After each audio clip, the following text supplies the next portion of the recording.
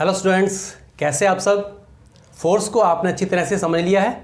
तो चलिए अब हम करेंगे न्यूटन्स लॉज ऑफ मोशन। तो न्यूटन के फर्स्ट लॉ को स्टडी करने से पहले चलिए आपको मैं गेम खिलाता हूँ। आप लोगों ने गेम खेला हुआ है, लेकिन आप लोगों ने ऑब्जर्व करना है कि ये कैसे हुआ और क्यों हुआ। ठीक है स्टूडेंट्स, तो चलिए देखते हैं क्या है गेम।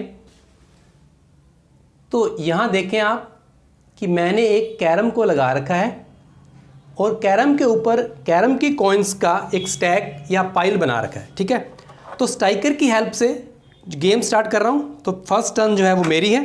आप लोगों ने ऑब्जर्व करना है कि व्हाट हैपन्स। ठीक है स्टूडेंट, देख लिया आपने कि ये जो पाइल बनी हुई थी ग्रुप ऑफ कॉइन्स की, तो इसके जो नीचे वाली जो बॉटम वाली कॉइन थी उसको मैंने शार्प हिट किया, तो सिर्फ बॉटम वाली जो कॉइन है वही बाहर आई, बाकी जो है सेम एज इट इज़ अपनी पोजीशन के अंदर रही हैं। तो चलिए एक ट्राई और कर लेते हैं। नेक्स्ट टर्न भी मेरी। तो देखा स्टूडेंट्स, क्या नोट किया आपने ऑब्जर्व किया कि मैंने बॉटम वाली कैरम कॉइन को शार्प हिट किया और सिर्फ बॉटम वाली कॉइन ही बाहर आई, बाकी की जो कॉइन्स हैं वो एज इट इज़ वहीं पे रहीं, अपनी पोजीशन के अंदर रहीं। तो इसके हम कंक्लूजन पे पहुंचेंगे। तो आप लोगों ने नोट कर लिया कि क्या हुआ। अब एक गेम और, वो भी आप लोगों ने एक्टिविटी की फॉर्म में कई बार किया होगा छोटी क्लासेस के अंदर।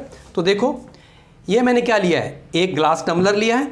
इस ग्लास टम्बलर के ऊपर एक स्टिफ कार्ड को मैं रख रहा हूँ।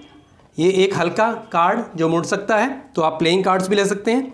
तो इस कार्ड के ऊपर मैंने ये 5 रुपीज़ का कॉइन जो है ये प्लेस कर दिया। अब देखो मैं क्या कर रहा हूँ स्टूडेंट्स, मैंने इस स्टिफ कार्ड को फ्लिक करना है। ठीक है,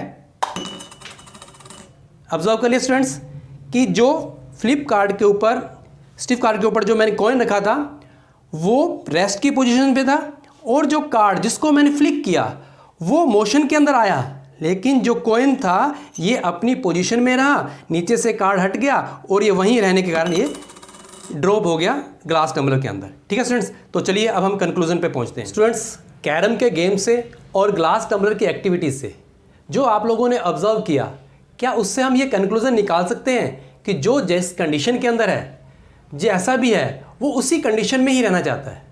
तो हाँ, बिल्कुल हम ऐसा कह सकते हैं। तो इसका सिंपल सा एग्जांपल मैं आप लोगों के ऊपर ही दे रहा हूँ।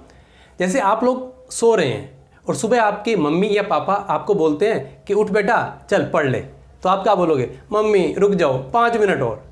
यानी कि आप रेस्ट की पोजीशन में हैं और उसी पोजीशन के अंदर रहना चाहते हैं। लेकिन उसी टाइम आपको पता है कि कोई ना कोई स्टूडेंट या कोई और सुबह मॉर्निंग वॉक कर रहा होगा, कोई रेस कर रहा होगा। यानी जब आप रेस्ट में हैं तो कोई स्टूडेंट उस टाइम मोशन के अंदर भी है, और उस टाइम अगर मैं उसको रोकता हूं कि बेटा रुकना, क्या उसी टाइम वो रुक जाएगा? नहीं, उसको रुकने में कुछ टाइम लगेगा, यानी वो आगे जाके रुकेगा। वो मोशन के अंदर था, उसकी बॉडी जो है tends to be in motion, वो मोशन में रहना चाहती है। तो यहाँ आपने क्या देखा कि जो रेस्ट में है वो रेस्ट में रहना चाहता है, और जो मोशन में है वो मोशन के अंदर रहना चाहता है। तो ये जो प्रॉपर्टी है किसी भी बॉडी की, किसी भी ऑब्जेक्ट की, यही होती है इनर्शिया। तो मैंने आपको बोला था कि इनर्शिया समझ में आ गया तो आपको फर्स्ट लॉ ऑफ मोशन जो न्यूटन का है ये भी समझ में आ जाएगा। तो इसी को ही Newton's first law of motion बोलते हैं। तो स्टूडेंट्स देखिए, इसकी डेफिनेशन आप नोट करिए। Newton's first law of motion क्या बताता है? An object at rest stage at rest, यानी जो रेस्ट में है वो रेस्ट में ही रहना चाहता है। An object in motion stage in motion, motion वाला मोशन के अंदर रहेगा। साथ में कुछ मैंने क्या था, पहले सिंपल लैंग्वेज में पढ़ी थी, अब थोड़ा हम साइंटिफिक लैंग्वेज में पढ़ रहे हैं। With same speed and direction, यानी जिस स्पीड से जो चल रहा है उसी स्पीड के साथ, या जिस डायरेक्शन में जा रहा है उसी डायरेक्शन में ही रहना चाहता है। कब तक रहेगा? Unless acted upon an external force, यानी जब तक उसके ऊपर कोई एक्स्ट्रा या एक्सटर्नल फोर्स नहीं लग जाएगा। तो स्टूडेंट देखो, अब आप लोगों ने क्या ऑब्जर्व किया था कि जो कॉइन्स की स्टैक थी या पाइल थी कैरम के अंदर, तो मैंने जब हिट किया तो सिर्फ बॉटम वाली जो कॉइन थी उसी को मैंने हिट किया, उसके ऊपर एक एक्सटर्नल फोर्स लगा तो वो मोशन के अंदर आ गई, बाकी के ऊपर कुछ नहीं हुआ, तो वो एज इट इज अपनी रेस्ट की पोजीशन में रही। तो ये एक्सटर्नल फोर्स जो है इसने मोशन के अंदर लाया, यानी कि स्टेट ऑफ मोशन को चेंज करेगा ये एक्सटर्नल फोर्स। तो स्टेट ऑफ मोशन को जो चेंज करता है वो किस तरह का होता है? वो अनबैलेंस्ड फोर्स होता है। तो ये फोर्स कैसा होगा? अनबैलेंस्ड फोर्स होगा। ठीक है स्टूडेंट्स, क्लियर हो गया? इसी तरह से हम ग्लास टम्बलर वाली एक्टिविटी को भी देख सकते हैं कि जो स्टिफ कार्ड को मैंने फ्लिक किया था तो सिर्फ मोशन में कौन आया था? वो स्टिफ कार्ड। जो कॉइन था 5 रुपीज़ कॉइन, वो रेस्ट में ही रहना चाहता था, इसलिए वो वहाँ पे रेस्ट में रहा और नीचे गिर के ग्लास टम्बलर में ड्रॉप हो गया। ठीक है स्टूडेंट्स, अब इसका एग्जाम्पल हम लिख सकते हैं कि जैसे कोई एक बुक है, a book lying on a table cannot change its position by itself। तो आपको कहानी समझ में आ गई होगी कि ये अपने आप चेंज नहीं होगी, यानी कि बुक जो टेबल के ऊपर आपके सामने पड़ी है, अगर आप उसको पिक करेंगे, ठीक है ना, पिक करते ही आपने क्या एक्शन किया, फोर्स लगाया, तो ये एक्सटर्नल फोर्स लगाया आपने, तो उसकी पोजीशन चेंज होगी, आपने उसकी स्टेट ऑफ मोशन को चेंज कर दिया। ठीक है स्टूडेंट्स, अब एक बात और, अभी जो मैंने बताया था कि न्यूटन के फर्स्ट लॉ में, न्यूटन का फर्स्ट लॉ हमें क्या बता रहा है, every object has some inertia, यानी कि हर एक ऑब्जेक्ट की कुछ ना कुछ इनर्शिया होती है, वो जिस पोजीशन के अंदर है उसी में रहना चाहती है। तो अब हम पढ़ेंगे कि इनर्शिया होता क्या। स्टूडेंट्स, इनर्शिया का कॉन्सेप्ट आप लोगों को समझ में आ चुका है, तो डेफिनेशन जो है वो आप ध्यान से देख लो। The property of a body due to which it resist to change. तो यहां पे देखो, resist to change in its state of motion. तो यहां पे स्टेट ऑफ मोशन आपने सिर्फ जो ऑब्जेक्ट मोशन के अंदर है उसके बारे में नहीं सोचना। तो मैंने आपको पहले बताया था कि स्टेट ऑफ मोशन रेस्ट भी हो सकती है और मोशन भी हो सकती है। तो देखो, ये हर एक ऑब्जेक्ट की प्रॉपर्टी है जो विरोध करती है उसके अंदर आने वाले चेंज को, यानी कि स्टेट ऑफ मोशन को चेंज करे, यानी जो रेस्ट पे है उसको मोशन में लाए और मोशन वाले को रेस्ट पे लाए। इसको चेंज जो लाएगा उसका अपोज करेगा। तो ये अपोज करने वाली जो प्रॉपर्टी होती है, अपोजिंग प्रॉपर्टी, ये होती है इनर्शिया। ठीक है स्टूडेंट्स, तो इसको आप नोट कर लेना है। फिर देखिए, it depends on its mass, ये मास के ऊपर डिपेंड करती है। कैसे करती है वो आपको एक एग्जांपल में समझा रहा हूं।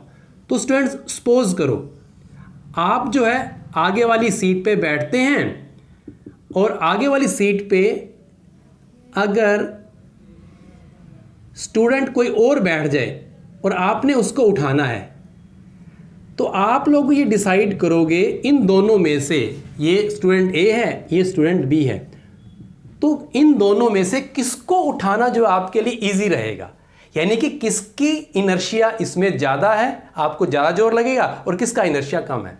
तो ऑब्वियस आप देख के बता सकते हैं कि इस स्टूडेंट का इनर्शिया जो है वो ज़्यादा है, इसको उठाने में आपको थोड़ा ज़्यादा जोर लगेगा। तो इससे हम कैलकुलेशन निकाल सकते हैं कि जो इनर्शिया होती है that is directly proportional to mass. जितना मास ज़्यादा होगा उतनी इनर्शिया ज़्यादा होगी। ठीक है स्टूडेंट्स, क्लियर हो गया। तो आगे हम करते हैं इन टाइप्स ऑफ इनर्शिया। तो उसके बेस पे अगर आप टाइप्स ऑफ इनर्शिया को अंडरस्टैंड कर लेंगे तो जो क्वेश्चन आएंगे आपके इससे रिलेटेड, काफ़ी क्वेश्चंस बनते हैं, तो वो सारे के सारे क्वेश्चंस के आंसर आप इजी वे में दे सकते हैं। तो इनर्शिया इज ऑफ 3 टाइप्स। तो पहली होती है inertia of rest, second one is inertia of motion, and third one is inertia of direction. ठीक है स्टूडेंट्स, तो इन तीनों को कैसे समझना है, देखो स्टूडेंट्स, जो ऑब्जेक्ट रेस्ट में है वो रेस्ट में ही रहना चाहता है, तो ये प्रॉपर्टी जो है उसकी इनर्शिया ऑफ रेस्ट की होगी। जो ऑब्जेक्ट मोशन के अंदर है वो हमेशा मोशन में ही बना रहना चाहता है, तो ये उसकी इनर्शिया ऑफ मोशन होगी। और जो ऑब्जेक्ट जिस डायरेक्शन में जा रहा है वो उसी डायरेक्शन में ही रहना चाहता है। ठीक है स्टूडेंट्स, तो पहला एग्जांपल जो है मैंने आपको बता दिया कि जैसे आप लोग सो रहे हैं तो आप सोना ही चाहते हैं, आप अपने अंदर मोशन ही लाना चाहते, तो यहाँ आप किस कारण से अपने आप को वहाँ रोके हुए हैं, इनर्शिया ऑफ रेस्ट के कारण। अब देखो, जो स्टूडेंट या कोई एक प्लेयर यहाँ पे दौड़ लगा रहा है, रेस लगा रहा है, भागे जा रहा है इधर, और इसको मैं बोलूँगा कि यहाँ पे रुक जाओ, क्या वो वहीं रुक जाएगा? नहीं रुकेगा, वो थोड़ा आगे जाके रुकेगा, यानी ये मोशन के अंदर है और मोशन में ही बना रहना चाहता है। तो इसके ये किस कारण से आगे जा रहा है, ये इनर्शिया ऑफ मोशन के कारण। दूसरा स्टूडेंट्स, तीसरे को भी मैं इनर्शिया ऑफ डायरेक्शन को भी यहीं से समझा देता हूँ आपको कि देखो, ये कोई सीधा दौड़ लगा रहा है, सीधा जाते जाते उसको मैं बोलूँ कि टर्न राइट या टर्न लेफ्ट, तो क्या उसी टाइम ये टर्न कर जाएगा?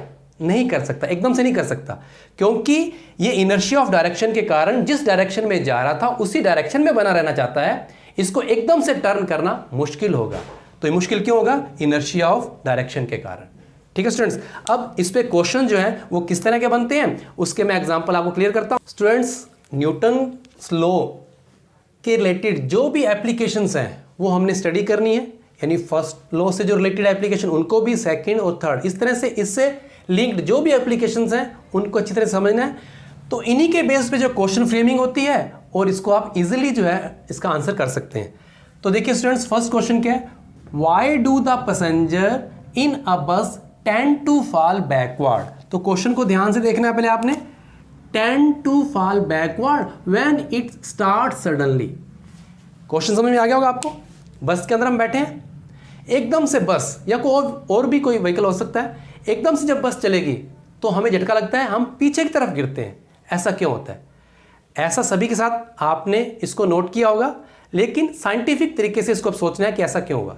तो स्टूडेंट्स, एक्चुअली क्या है, बस रेस्ट पे है, हमारी बॉडी भी रेस्ट पे है। तो बस की सीट के साथ हमारा जो बॉडी का लोअर पार्ट है वो उसके साथ टच में है।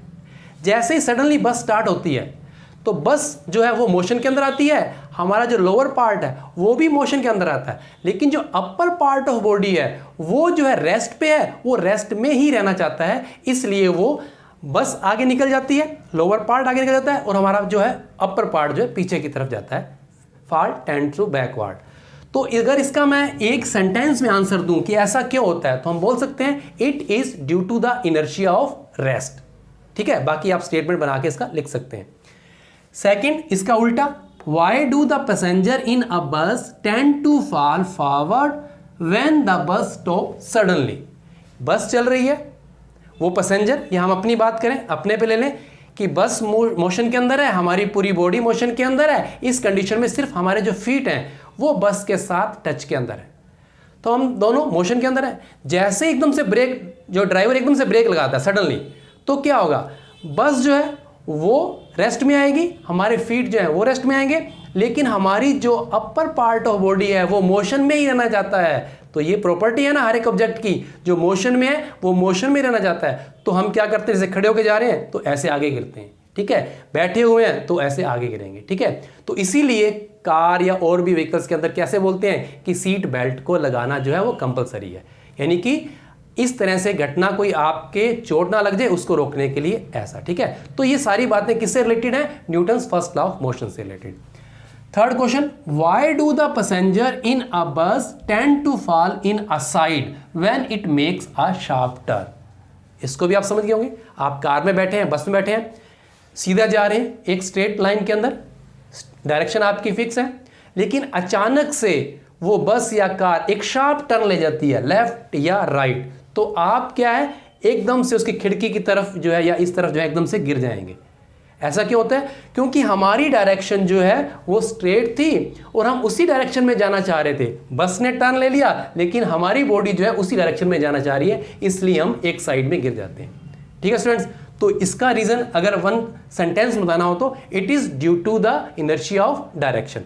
तो मैंने तीनों एग्जाम्पल एक साथ दे दिए, due to the inertia of rest, due to the inertia of motion, due to the inertia of direction. तो ये रीजन है मेन, बाकी अपने स्टेटमेंट आप बना के लिख सकते हैं। Next question, give reason when a hanging carpet is beaten with a stick the dust particle start coming out of it. Question समझ में आ गया? एक कारपेट को हैंग किया हुआ है, आपने क्या है उसके ऊपर डंडा मारना है, तो जैसे हम स्टिक को मारेंगे तो उसमें से डस्ट पार्टिकल बाहर आते हैं। इसको भी हम लिंक कर सकते हैं Newton's first law of motion को। कैसे? जैसे ही आपने बिटन करना स्टार्ट किया हैंगिंग कारपेट को, तो वो आगे जाएगा, डस्ट पार्टिकल जो रेस्ट पे थे वो रेस्ट पे रहना चाहते हैं, इसलिए वो उसमें से बाहर निकल आते हैं, ठीक है। यानी कि आपने ब्लैंकेट को या उस हैंगिंग कारपेट को जो है फोर्स लगाया, उसको बीट किया, तो वो आगे चला गया, डस्ट पार्टिकल वहीं रह गए, ठीक है, इस तरह बाहर आते हैं। तो ये भी क्यों होगा, किस कारण से होगा? Due to the inertia of rest. When a tree is shaken, its fruits and leaves fall down. Why? देखो, कोई एक ट्री है आपके सामने, आपने उसके स्टेम या ब्रांच को जो है शेक करना है, हिलाना है ऐसे, ठीक है। तो इसमें क्या करेंगे, आप उसकी ब्रांच को जो है वो टू एंड फ्रो मोशन में कर रहे हैं, आगे पीछे इस तरह से, लेकिन उसके जो फ्रूट्स हैं या उसके लीव्स हैं वो रेस्ट में हैं, वो रेस्ट में रहना चाहती हैं। तो इसमें क्या होगा, जब आप शेक करेंगे तो उनके फ्रूट जो हैं या लीव्स वो भी जो है टू एंड फ्रो मोशन करेंगे। तो आपको पता है कि जब फ्रूट जो है राइपन की स्टेज के अंदर है तो उनका जो अटैचमेंट है ब्रांच के साथ, तो वो भी थोड़ा क्या हो चुका होता है, वो वीक हो चुका होता है। तो जैसे ट्रू एंड फ्रो मोशन होगी तो यहां से टूट के नीचे की तरफ गिर जाएगा, फॉल डाउन, ठीक है, इस तरह से लीव्स गिर जाएंगी। तो ये भी किस कारण से है, due to the inertia of rest. Then why it is dangerous to jump out of a moving bus. तो ऐसा भी आपने किया नहीं होगा लेकिन देखा होगा कि जब आप बस के अंदर सफ़र कर रहे हैं तो बस को वो धीरे करते हैं और फिर कंडक्टर बोलता है भैया मुंह जो है सामने की तरफ रखना है, यानी कि जिस तरफ बस जा रही है उधर ही मुंह करके उतरना है, ठीक है। अगर हम मूविंग बस से जो है जंप लगा देंगे तो खतरनाक हो सकता है। कैसे हो सकता है, इसको भी कैसे लिंक करोगे Newton's first law of motions के साथ। देखो बस मूव कर रही है, मोशन के अंदर है, आपकी बॉडी भी जो है वो भी मूव कर रही है उसी स्पीड के साथ। जैसे ही आप जंप करेंगे तो आपके फीट जो हैं वो कहाँ आ जाएंगे, ग्राउंड के ऊपर, यानी कि रेस्ट में आएंगे।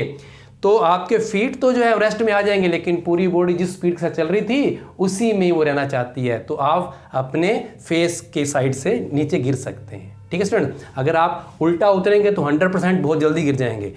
अगर आप जिस डायरेक्शन में बस जा रही है उसी डायरेक्शन में उतरते हैं तो थोड़ा सा आप साथ में दौड़ के उसको स्पीड को मेंटेन कर सकते हैं और रुक जाते हैं, ठीक है स्टूडेंट्स। तो ये भी किस कारण से होगा, due to the inertia of motion, उस कारण से जो है आप गिर जाएंगे, चोट लग सकती है, ठीक है स्टूडेंट्स। तो ये एप्लीकेशंस थी Newton's first law of motion की, ठीक है। तो हम नेक्स्ट वीडियो में करेंगे Newton second law of motion.